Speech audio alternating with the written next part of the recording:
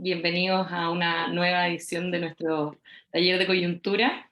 Hoy nos encontramos con un excelente invitado, con Ángel Rivero, doctor en filosofía y académico de la Universidad Autónoma de Madrid, y a quien además tuve la suerte de conocer en el programa de formación de líderes latinoamericanos organizado por la Fundación FAES en España. Así que muy bienvenido, Ángel. Muchas gracias a todos quienes se están conectando y quienes están también presencialmente desde la Fundación. Ángel, el panel es todo tuyo. Bueno, muchas gracias y buenos días a los amigos chilenos. Agradezco mucho a Teresita la confianza por invitarme hoy para hablar un poquito sobre el populismo. Bueno, la razón supongo de la invitación es que publicamos en FAES, que creo que se ve, este libro que se llama Geografía del Populismo. Lo hicimos en el año 17 y después tuvo una reedición en el 18.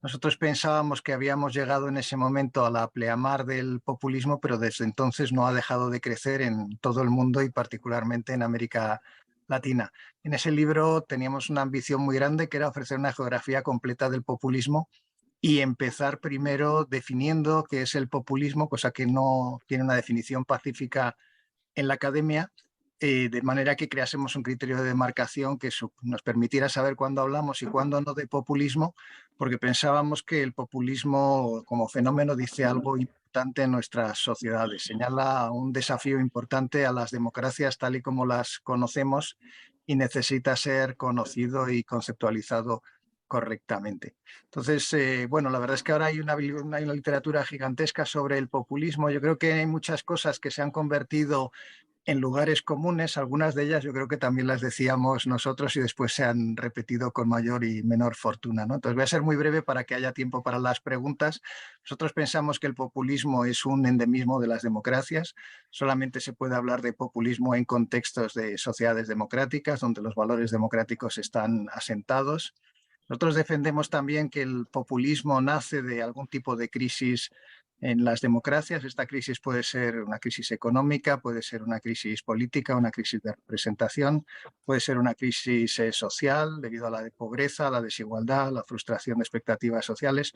Puede ser también, y esto vale sobre todo para países de la Europa septentrional, ¿no? Que es un universo un poco alejado quizá del de Chile y de la propia sociedad española. Pueden ser también crisis culturales que tienen que ver con un cambio cultural acelerado en estos países, o en particular en los países escandinavos, debido a la inmigración y a una inmigración con un componente religioso que se extraña a las tradiciones de estos países. Bueno, entonces populismo es algo que está vinculado a algún tipo de crisis, es un nacimiento y que señala, y yo creo que es una cosa importante, también lo decimos en el libro, es una ideología en el sentido de que es un sistema de ideas. Bueno, no es un sistema porque esas ideas no están ensambladas de una manera sistemática, pero nosotros hablamos más bien de una constelación de ideas, un grupo de ideas que permiten, que forman un patrón reconocible y que informan la acción política. Esto es unas ideas que no son dirigidas a la reflexión, sino directamente sobre la acción y que defienden de alguna manera pues, un concepto alternativo de democracia que es diferente de la democracia liberal, que es la única democracia existente, por otra parte, con la idea, ¿no? Como está el nacimiento del populismo asociado a la crisis, y esta es, digamos, la bandera que levanta el populismo con la idea de mejorar las democracias o, en todo caso, de ofrecer una verdadera democracia frente a una democracia que es calificada de falsa, que es la democracia liberal. Entonces, en el libro hacemos una comparación entre estos dos modelos de democracia, la democracia liberal y la democracia populista. La democracia populista tiene únicamente como constelación de ideas, dos ideas muy sencillas. Teresita, es que miro a Teresita porque Teresita ya escuchó esto en Madrid, ¿no?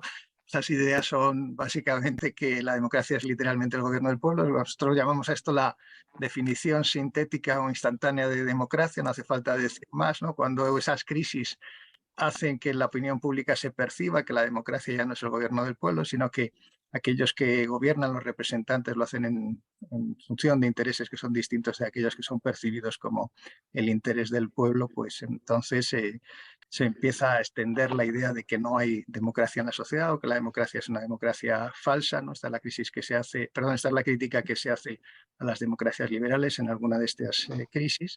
Y la otra idea es que toda sociedad está dividida de una manera permanente en dos sectores antagónicos, democráticos. Uno es la llamada oligarquía, esto es una minoría codiciosa que apropia la democracia a su propio interés, y después el pueblo, que es entendido como un sujeto colectivo con una voluntad unificada, ¿no? Estas dos ideas componen una visión de la democracia alternativa a la democracia liberal, porque la democracia liberal es un sistema en el que la participación política no está dirigida a la expresión de una voluntad colectiva unificada, sino a la expresión de voluntades cambiantes, y sobre todo está dirigida a esa participación a la protección de los derechos individuales. No es la participación un fin en sí mismo como expresión de la voluntad colectiva. En el populismo, en cambio, aparece esta idea de que la democracia es la expresión de una voluntad única colectiva, ¿no? Que encuentra su voz a través de los líderes populistas que se apropian de, digamos, de esta idea del pueblo para encarnar en sí mismos pues, esa voluntad unificada que es hasta cierto punto mítica y que se utiliza para justificar pues, la eliminación de esas instituciones contramayoritarias que sirven en las democracias liberales para moderar el ejercicio del poder político y proteger los derechos de los individuos, ¿no? Entonces, bueno, en el libro contamos que a resultas de esto pues hay una deriva autoritaria importante en el populismo, ¿no? Porque se produce la paradoja de que el líder populista, al verse a sí mismo como encarnación del pueblo, ¿no? Hay necesariamente el ejercicio de un gobierno personal es visto como una democracia superior a la democracia liberal, ¿no? Hay un libro de Nadia Urbinati que se llama Me the People, ¿no? O sea, la idea, yo creo que ahí está bien expresada, ¿no? La idea de que un sujeto particular se convierte en expresión de un sujeto colectivo mítico como encarnación de la democracia. Entonces, la deriva autoritaria del populismo pues, se nos hace evidente, y en el libro también contamos a través de los distintos casos, porque manejamos más de 20 casos de Europa y de América Latina, cómo el contexto institucional de la democracia en algunos sitios ha frenado la deriva autoritaria del populismo, incluso en muchos países en los que, de la Europa, por ejemplo, septentrional, y la Europa central, donde el populismo ha alcanzado el gobierno, siempre en coalición, no han monopolizado el ejercicio del gobierno, pero han entrado en gobiernos de coalición en numerosos países de Europa. Pues la fortaleza institucional de estos países ha hecho que el populismo no haya podido ser asociado a un declive de la democracia, y sin embargo en otros países con una historia democrática más corta, la Europa oriental sobre todo, pues se puede ver, ¿no?, de qué manera la llegada de los gobiernos populistas, aquí sí ya no en coalición, sino ejerciendo de manera en monopolio, ¿no?, del poder político a través de gobiernos de un único color, pues sí que se puede asociar un cierto declive de la democracia, y en el caso de países de América Latina, ¿no?, centralmente el de Venezuela, pues como esa democracia pues ha finalmente desaparecido para dar paso a un régimen autoritario, ¿no? Entonces, nosotros intentamos en el libro señalar las luces y las sombras del populismo. Hay una luz del populismo, hay una verdad del populismo, y es que los partidos populistas son capaces de dar curso a demandas que en las sociedades no son atendidas por los partidos tradicionales, y al hacerlo repolitizan la vida política. Esto es, introducen temas que no habían sido atendidos, y de esta manera la democracia de alguna manera se revivifica, ¿no? Se adquiere la capacidad de discutir aquellas cuestiones que están presentes en las sociedades. Y también señalamos la parte oscura, que es que, como rebasado cierto umbral, el populismo, pues lejos de ser un instrumento de repolitización, pues puede ser una amenaza directa a la democracia, ¿no? Y bueno, Ángel, así de una manera sintética y muy rápida, eso es lo que contamos en el libro, primero a través de unos capítulos introductorios y después el análisis de casos del mundo que nos parece propio del populismo, que es el mundo atlántico, en las dos orillas del Atlántico, también de algunos países que están en el Pacífico, pero forman parte de ese mundo atlántico, como Chile. Sí, esta yo creo que es una cuestión importante, y es que, y que no lo he dicho antes y vale la pena decirlo, que se habla muchas veces de las variedades de populismo, y algunas veces se habla de un populismo de izquierdas y un populismo de derechas, pero todas estas distintas modalidades comparten su carácter antiliberal. Y entonces nosotros en el libro sí que hacemos una contrastación entre la democracia liberal, que es una democracia compleja porque es el resultado de una historia institucional compleja, no es el resultado del desarrollo de una idea abstracta totalmente coherente, y la democracia populista, que su eficacia radica en que es muy sencilla en su definición y que apela a valores compartidos del universo de las sociedades democráticas, como la idea del gobierno del pueblo, ¿no? Una definición tan sencilla como que la democracia es el gobierno del pueblo, pues el populismo no necesita de añadir ninguna palabra más para definir la democracia. Sin embargo, la democracia liberal necesita unas instituciones, unas condiciones sociales, una serie de circunstancias que para definirla pues hay que decir muchas cosas, ¿no? En la organización institucional, en términos de la libertad de los individuos, en el términos de la organización de la libertad en la opinión pública. ¿Sigue oyéndose bien? Ahí que veo que hay... ¿Sí? Vamos a apagar un poco las luces para que no genere tanto... Ah, perfecto. Y entonces nosotros contrastábamos estas dos democracias. La cosa importante realmente es que la única democracia real existente es la democracia liberal y que la democracia populista es una especie de parásito. Por esto hablamos también en el libro de que el populismo es un endemismo de la democracia. Es una especie de especie ideológica que prospera en las democracias en crisis y que se justifica a través del argumento de la existencia de un pueblo que sea por descontado como sujeto colectivo con voluntad unificada.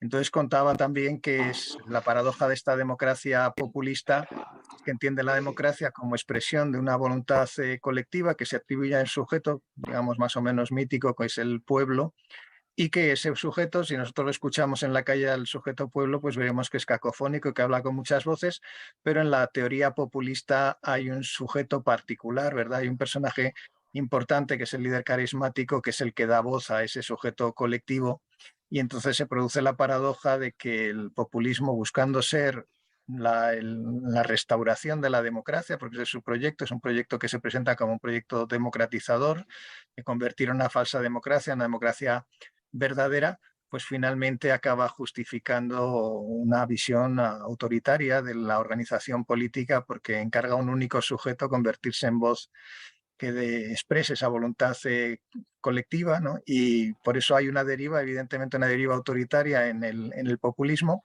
Y contaba, no sé si esto también se perdió, ¿no?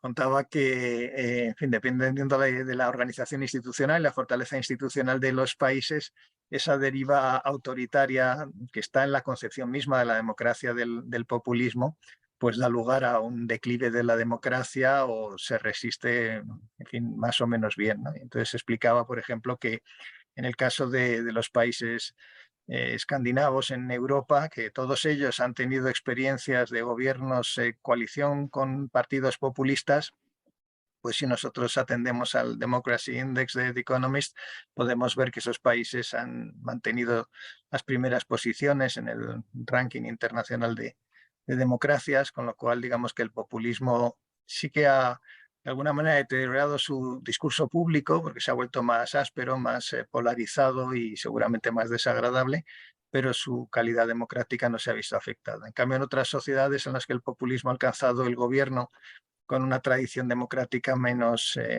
establecida, con instituciones democráticas menos fuertes, pues sí que se ha producido ese deterioro de la democracia, como pues atestigua, en fin, los casos que en España y en Europa son muy polémicos, particularmente de Polonia y Hungría, ¿no?